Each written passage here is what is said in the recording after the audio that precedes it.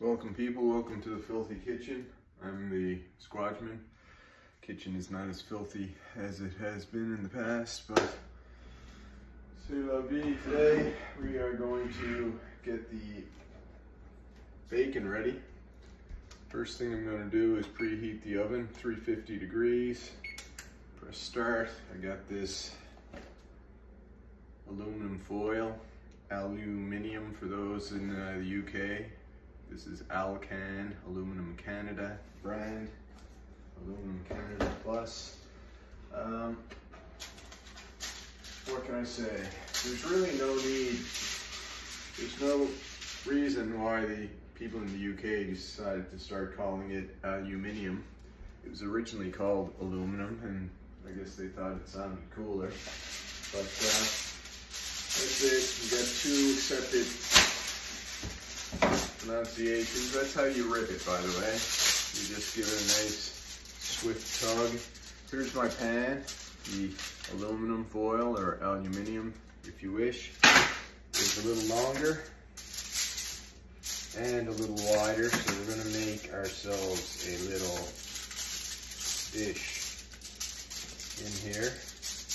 A couple of reasons for this. Reason number one is it keeps our tray clean. And reason number two, it's going to collect all that valuable bacon grease that we are going to use later for cooking steaks. Yeah, so here's how it looks. I got a little tray made. Isn't that sweet? Isn't that lovely? Isn't that delightful? So by the time it takes the oven to heat up, I should have the tray coated with bacon. Yeah, bacon. Ooh, look at this. What the heck is going on there? There's a few slices sitting in this one. A little chunk of fat. I'm gonna give that to the dog.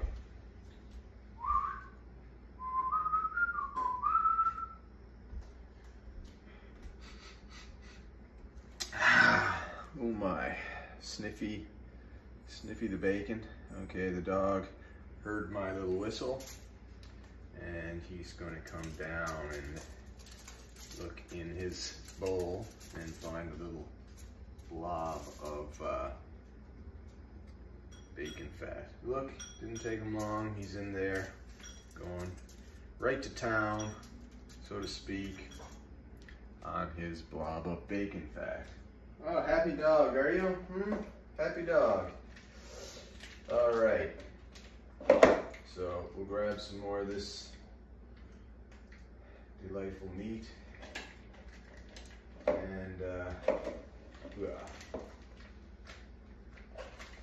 it's a lot like shingling a roof, I guess. You're just gonna shingle this here pan, cover it over with strips of this here bacon, and then into the oven for about 25 minutes at 350.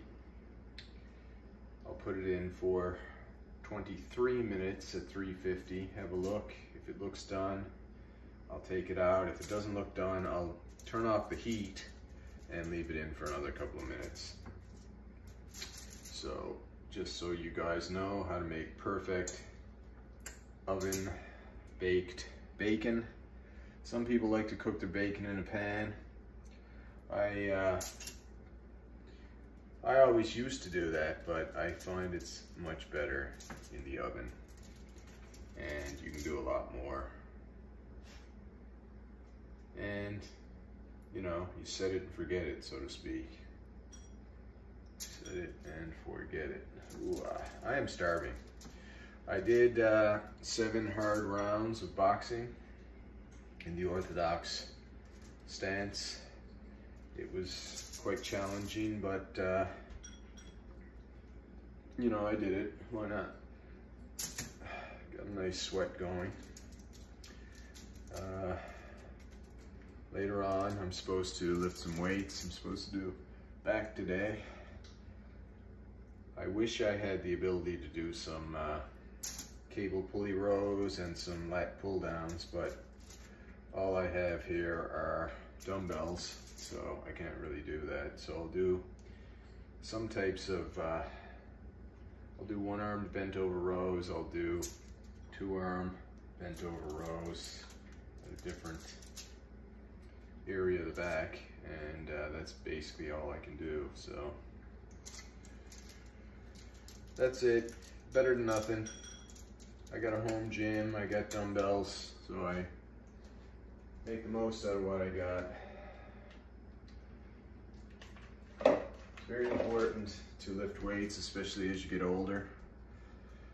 And that's me in a nutshell, getting older. Well, we're all getting older, let's face it.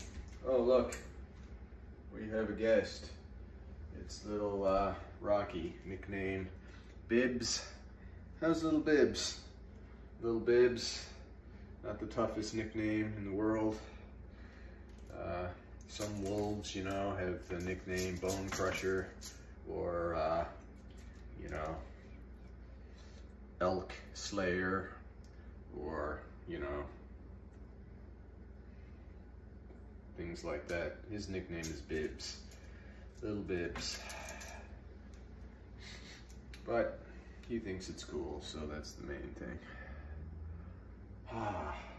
My hands are covered in bacon grease, so if this video gets a little long, I don't really want to touch the phone right now and shut this down because I gotta wash my hands first. So I try to keep these videos around 10 minutes. If I can get this one paved in bacon prior to 10 minutes, then that's what I'll do. Otherwise, it's probably gonna run a little long. Hey, the road's paved with bacon. Yeah.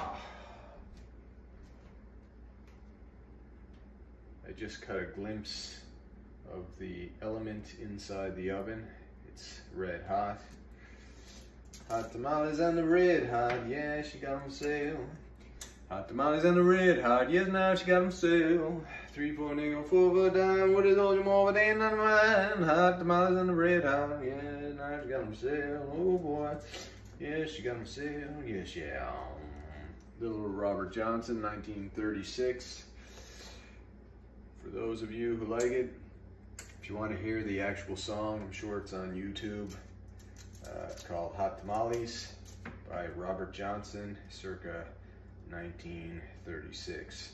He was one of the original members of the 27 Club, and yeah, he was poisoned when the husband of a woman he was having an affair with. Look at that beautiful bacon. The roads is paved with bacon. Anyway, Robert Johnson was having relations with a married woman. The husband was a club owner, and the club owner sent him over a bottle of whiskey.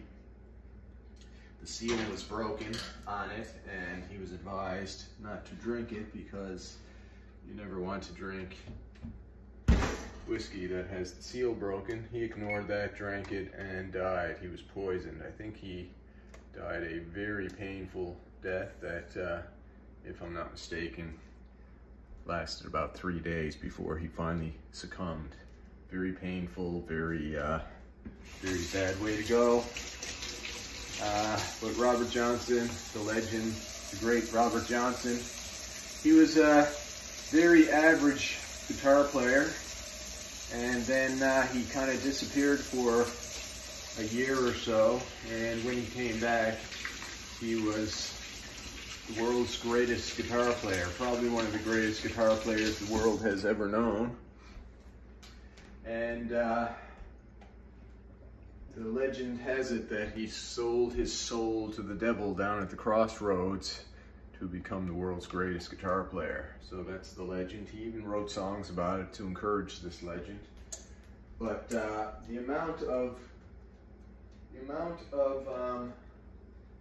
improvement he made from being basically a mediocre, easily ignored guitar player to disappearing for a year and coming back and being the greatest guitar player anybody had ever heard or seen.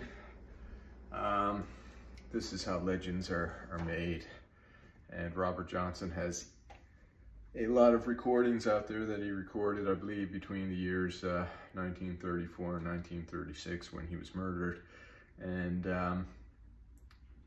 it's very interesting because I think he has about 60 or 70 recordings, but they thought since 1935 to 1968 that he only had about 30 recordings, and then they found in a safe in an old recording studio basically another 30 plus recordings. It doubled the known recordings of Robert Johnson in 1968, and the world rejoiced. And at that time, bands like the Rolling Stones did a rendition of Love in Vain, and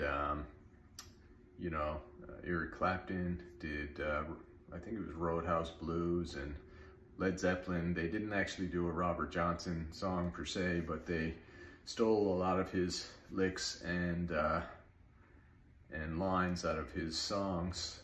You can call it an homage if you wish. Back then, I mean, who wrote the songs, we don't really know. They were kind of folk songs. People lifted each other's lyrics, lines here and there.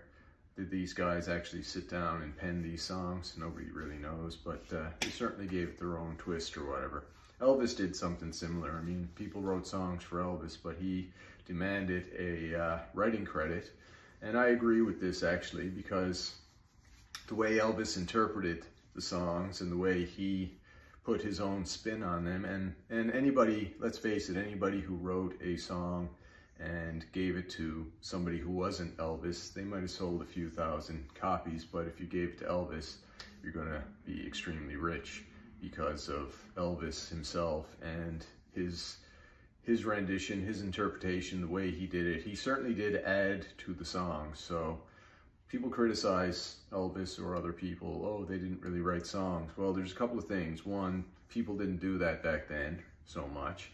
And two, it's like when a band writes a song. I mean, someone writes the lyrics, someone writes the rhythm or whatever. You can't really say that, you know, a guitar player who puts a lead in didn't add to the song, didn't contribute to the writing. Same as Elvis or other singers, their interpretation, their way of doing it certainly changed, you know, the song and added to it. And if that's not contributing to the actual writing of the song, I don't know. It's up for discussion, up for interpretation, but you know, Elvis, anybody who denies the greatness of Elvis, you know, and then of course you got all these black people saying he just stole the black music. Well, if you really know the history of Elvis, Elvis grew up in the black community. He was the poorest of the poor. He was poorer than the black people. I mean, the town he grew up in, there was a railroad track, and the black people lived on one side of the railroad track and the white people lived on the other. Well, Elvis lived on the side of the black people, and his family was so poor that the black people basically took care of his family. They took pity on him. He was that poor. So the music of the black people was his music. And say what you will, Elvis certainly was the king. Anyway, that's going to end it here. Make your bacon, put it in, all that jazz. Till next time, who loves you, baby? This guy, don't forget it.